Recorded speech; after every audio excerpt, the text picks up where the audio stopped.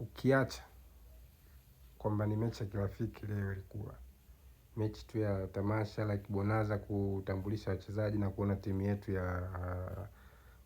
yetu mpya ni ya kuelekea msimu ujao. Lakini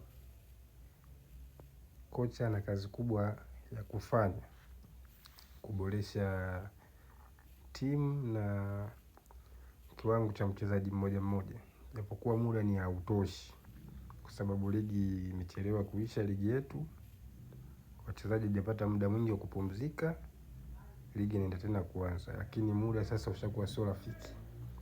Like Jumatano tunaenda kucheza na Simba ngao ya jamii tarehe 12.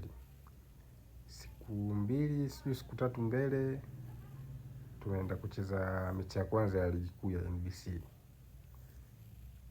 Na game itakuwa ni back to back kwenye ligi. After hapo mwezi mmoja mbele tunaenda kucheza mechi ya klabu bingwa raundi ya kwanza dhidi ya Gaborone ya Botswana. Unaona hapo muda ulivyokuwa hautoshi. Kwa hiyo kama timu, kocha ana kazi kubwa sana ya kufanya, kutengeneza kikosi chake, kutengeneza kikosi kamili first 11 ambayo itaenda kuwa tishio.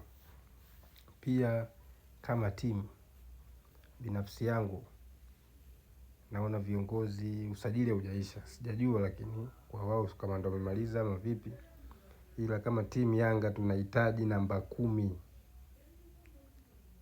Mtu anaweza akasema tunaye Alan Okello, ila Alan Okello pekee nadhani hatoshi kwa sababu ile binadamu, kuna kadi, kuna kuumwa, kuna dharura. Kwa Yanga tunahitaji namba 10 kwa ajili ya kuja kuleta msaada pale, namba 10. Toka aondoke Aziz Ki, Yanga hatuna namba 10 ya maana bado.